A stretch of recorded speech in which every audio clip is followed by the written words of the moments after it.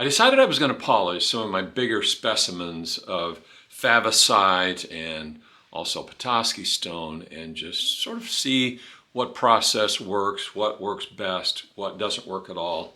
Just experiment a little bit.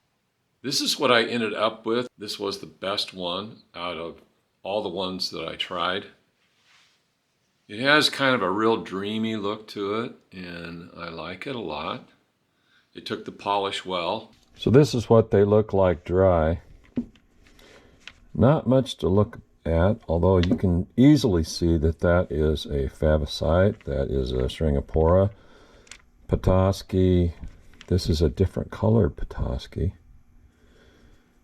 And I want to see what that looks like, dolled up a little bit. And this would be some gastropods here.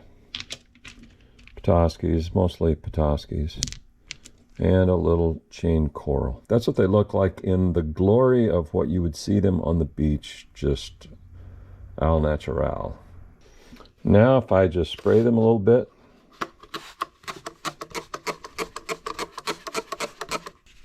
So here they are in the tumbler.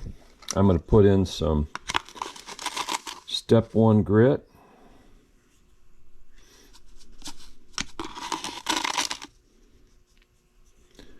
Two tablespoons, roughly. Okay. Well, I didn't mean to start without you guys, but I decided to go ahead and pull these. They've been spinning around in that tumbler for about 5 days now, and I thought I'd better take a look. Plus, we're going out of town, and you know, you can't let rocks take over your life. You got to be able to go on vacation once in a while. So anyway, I'm going to leave them in a bucket of water while I'm gone so that they don't get all hardened up with that grit on them. And then I'll pick up where I left off once I get back. That looks interesting. I like those white lines. That's very nice. I think that's where it needs to be. These are just as smooth as they can be, so I have no problem pulling them out, cleaning them off, and they're big enough that, you know, you can grind on them a little while and it's not like you're losing that much. So we'll take a look at this, see what we've got here. Here's another nice smooth one, favicite. I like that pattern on the back. All right, we're going to get this going again. We've got our fossils in there and a few other rocks just to make life interesting. And this is stage 2, so we're going to go with 4 of these puppies. 3.5. Well, let's just put the rest of that in there. We're also going to put in these stage 2 fillers, little pieces to make things get along better in there, because we like to have our rocks getting along. Put that in there. Keep track. This is step 2. Even though I took a little vacation down to Florida, I'm ready now to rock and roll. Didn't do any rock hunting down there. Just what a boring vacation if there's no rock hunting to be done. It wasn't totally boring. I did identify 44 species of birds. That was something, at least. All right, these guys have been in the tumbler for almost 7 full days. Now that is a long time for fossils, so I may not like the results I get, but I had decided last time that I had spent way too little time working on the fossils, or essentially letting the tumbler do the work of the fossils. So we're going to see how this turns out now. All those little guys there, that's the tumbling medium.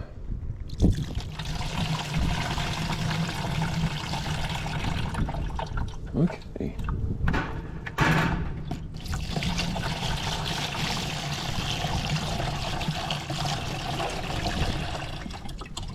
It's looking better.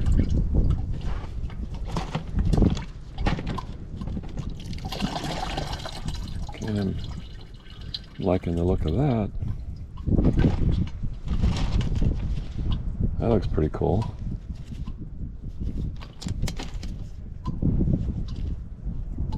All right. That's a little geode that I threw in there. Okay, we're going to move these on to the next step. All right, I'm ready to take these rocks onto the next stage, which is the step 3. I'm treating these Petoskey stones and other fossils here basically like quartz because, you know, I wasn't really happy with the way they looked to begin with, and I'm not really happy with the way they look now. So nothing has changed as far as my happiness level. So I figure I might as well just go for it with the favosites. Those are the big pieces, and those are the things that I think I'm going to be the most happy with. I'm just going to go ahead and throw these spacers in. Like I said, this is step 3. This is pre-polish. I've experimented with a couple of other things, but I've never tried to actually just treat this just like I would anything else. I'm also going to add some of these yummy looking spacers just to have a little bit more to pad everything in there. So I've added my experienced spacers. They've been through a few other batches, and then I've got these other little beads that are very yummy looking. They're just going to help pad out, and I'll keep them separated. You know, I'll keep this batch here all together as a step 3. So let's add some of this grit. All right, that's 1. I think I'm just going to finish off this tub. 2.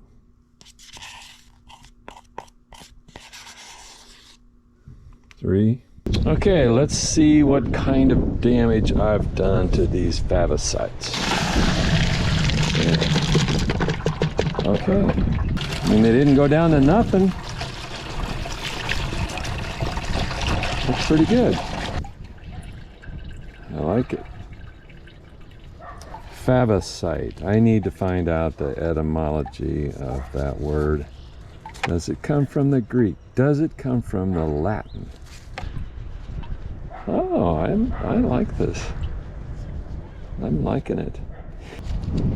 So, let's move on to the next stage. Favosite frenzy. Yes, that's what I'm really interested in, the favosites.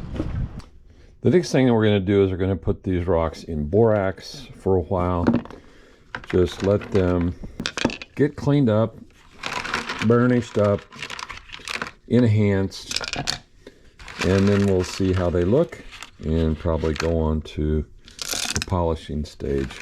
So they look pretty clean, but you know, there's always something. Now I do feel like sometimes things get damaged a little bit in the burnishing stage, but you know, it's probably a good thing to do. So here we go, borax. And I'm going to put some of these spacers in as well, so they're not crashing up against each other. And around they will go. All right, these guys have been burnishing, enhancing for 2 hours. All right, you know, I'm all for dressing things up, enhancing things. I mean, if the barn needs painting, you paint it, right? Here we go.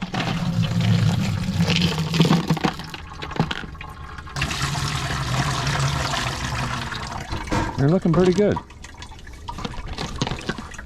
This one. I know that's not going to come out great, but I knew that from the beginning. And I'm not the type to get out a grinder and grind away the rock. I just go with it as it comes to me. I like this. Now if I can keep that in that good a shape, that right there has just been exposing a little bit of the host rock, that white, but that doesn't bother me so much yet. This one also is looking good. This one is real pretty.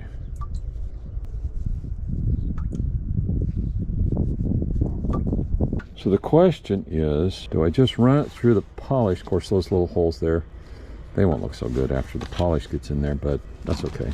It's nice. Do I put it in the corn cob mixture, or do I put it in just a regular polish mode? Decisions. I think I'm just going to go with regular polish. Just run these fossils like I would any other rock, whether it be quartz or you name it.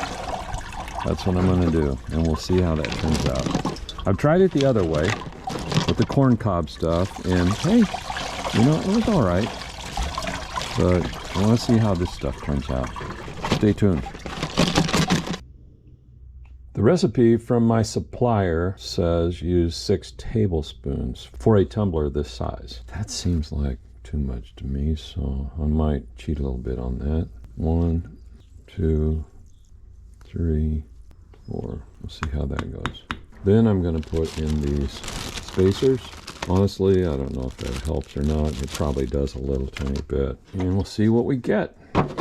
This is where the fun begins. Boy, you got to be patient to be into this hobby, because you start out and you're in it for a month or more. So it's not for everybody. If you like quick results, then rock polishing is not for you. Personally, I'd rather go find them, have somebody else polish them. But the polishing is kind of interesting too. So, you know, it's good to kind of take it from start to finish. 1, 2, 3, 4, 5, 7. These rocks have been spinning around, rotating around for 7 days, a little bit more than that. And I'm a little bit surprised that it looks like there's some gray in it in addition to the white polish. Wasn't really expecting that. So it could be that with all the bumping around that it did kind of grind off a little bit more. So we'll see what our final result is here.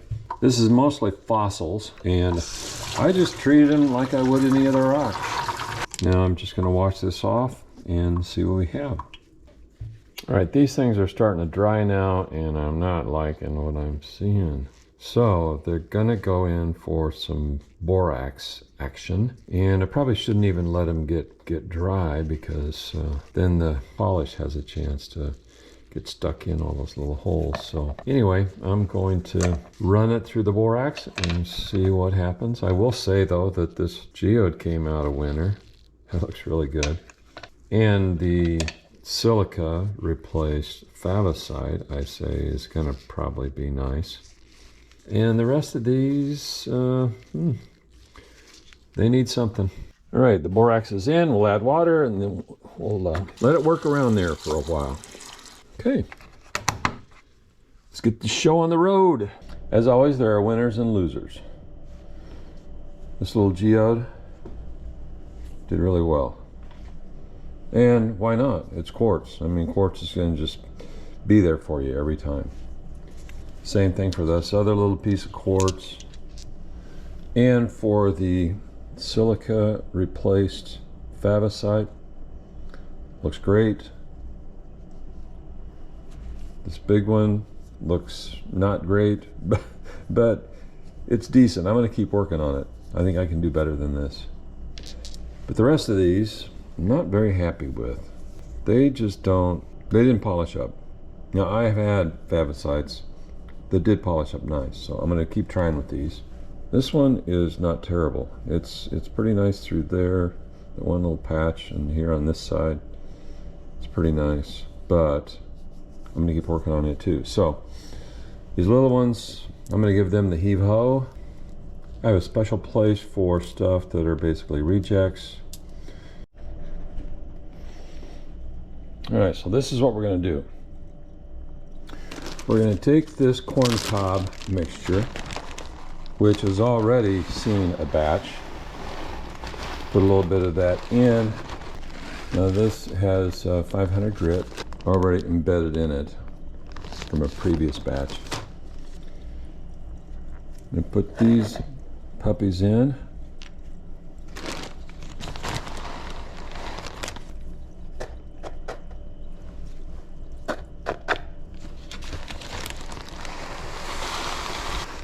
You know, this corncob stuff, they say no dust, but yeah, it has dust. Don't let them fool you. Put in some more. And I'm going to add in these other little guys for good measure. Now I'm going to add just a smidge more of this fine grit. Okay. 600 grit. Smidge, that's a technical term.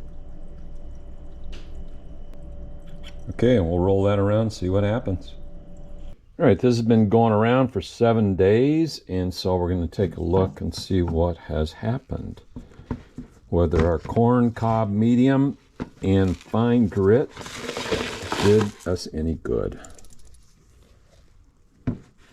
I'm doing this mainly because I wasn't really very happy with the end product of what I was doing. And if you've watched this far, you know what I'm talking about.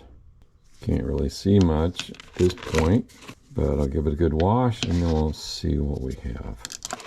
Now, I will admit that these do not look good. I mean, these things have been going round and round for a month. Went through all the stages of all the grits. I decided I didn't like the way they looked. I put them through the fine grit with corn cob, and they came out. I washed them off really good. I'm not liking the way they look.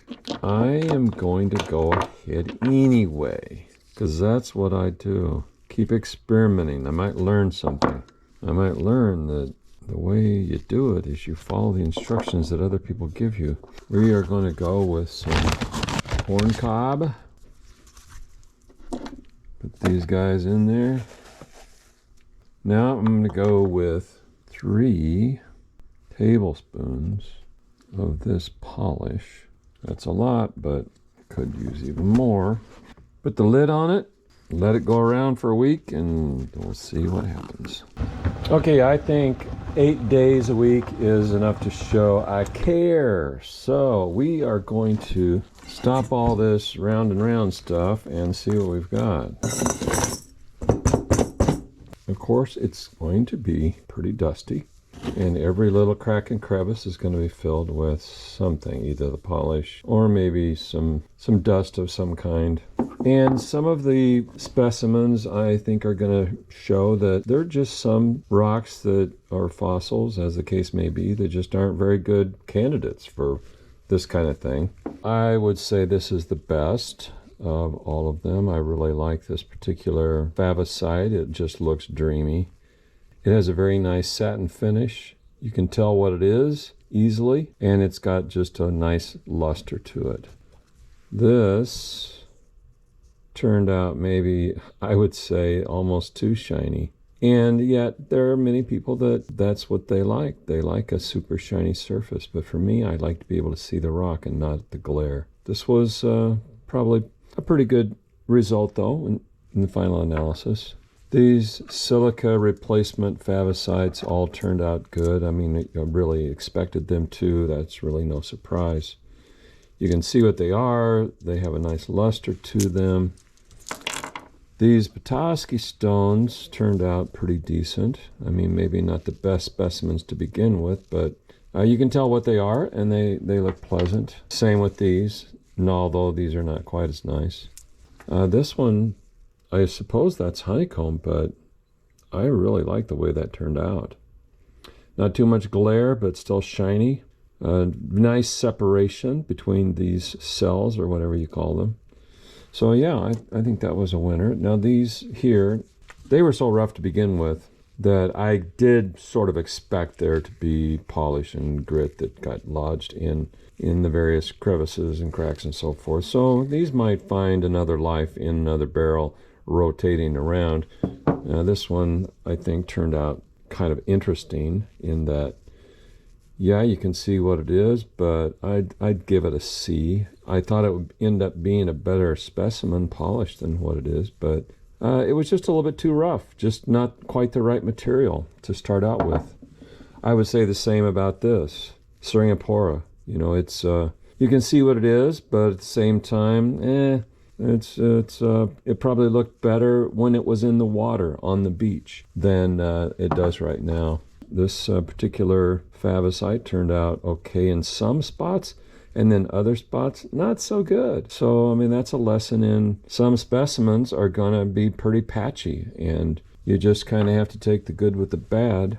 Another loser, I would say, these two, they are somewhat nice, but yet at the same time, even though they took the polish, they were just not good specimens to begin with. And this one is nice and shiny, but you can't even tell what it is. I mean, it's a Petoskey stone, but just not that great. So yeah, you end up with some winners and losers. Now this, to me, is worth the whole deal. This one as well.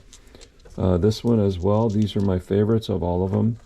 And these others are no slouch either in this winner category. Overall, I'd say it was a good strategy to go ahead and finish up with the corn cob mixture along with the fine grit and the polish. As I said, I don't like it when there is a lot of white that shows up, and I don't know whether it's the polish or it is just the host material that's getting roughed up and not taking the polish. I don't know, but what? It's a little bit of grit. Or maybe it's a combination of all those things. But I get all the way done with a month and a half of messing around with a rock, and then I end up with something like this, and I don't like it. I don't like it. Maybe I should just be satisfied, or maybe I'll try one more thing. This is a seal and enhance. We use this on our slate floors. Yeah, it's not enough for me to have rocks as a hobby. I've got to put them on the floor too. This stuff's expensive. I'm just kind of wondering what it would do for these rocks if it would take away the white. Well, it did a little bit. Let's take a look at this. This Petoskey stone. You can hardly even tell it's Petoskey stone because it's got so much white. So let's put this seal and enhance on there, and I'll tell you what, this stuff lasts for years. So we'll just experiment, and we're going to be moving, so I don't need that seal and enhance anymore. And I'll put a little bit on this specimen. I'll also put a little bit on this specimen and just see what kind of results I get. This one also. This was the silica replacement, and I think it is probably my best specimen, although it did have a lot of pock marks on it, and I knew that was going to collect some grit and polish, and I still wanted to experiment with it and not do a lot of grinding up front. I'm going to take a look at that, see what this enhance will do for me with this specimen. Of course, we know everything looks good when it's wet. The test is when it's dry. And finally, I like this. This is the winner of my whole process. It's got this little bit of white on it right there. So I'm gonna, all right, we'll let that dry. Already though, I think I'm liking it. The instructions say to leave it on for 3 to 5 minutes, rub off the excess with a clean white piece of cloth. This is sort of clean. Wipe off the excess and then reapply if needed. So let's just take a look at what we have here. Okay. Well, looks pretty good on this side, not so great on that side. Might try to apply it again. Take a look at this one. I was happy with it before, except for just this little spot on the back, and that is just what the doctor ordered. Now that is fossilicious. This as well, looking good, looking good. Yeah, I like it. This one, this Petoskey stone has been kind of stubborn, but I'm going to give it another shot. I'll probably put another layer of enhancer on it. I'm not giving up on that thing. Now this Stringapora, I think that turned out pretty good. I'm liking that. Yeah, that seal and enhance did a nice job there, as well as this one here. That looks really sharp. I like it. You can see the structure. I might put another coat on just to see if I can doctor up those few white spots, but I'm liking that. Yeah, fossilicious. Well, I like the results of the additional treatment that I put on these rocks, these fossils, I should say. Makes them look a lot nicer. Now maybe you would think, oh, that's cheating. Well, maybe it is. But, you know, I just want to get a good result. This looks pretty good. Even though it ended up with a lot of white on it, that was something that surfaced during the whole polishing part of it. And I'm pleased with the way it turned out. I like the pattern, and it's not obscured, so I'm pretty pleased with that. Same thing with this Stringapora. I like what I'm seeing there. Mostly, I just want to be able to see what the specimen is. So that looks pretty good. That side. This would be another specimen that looks pretty good. At least I'm pretty pleased. But I gave it my best shot. This turned out really nice. And finally this.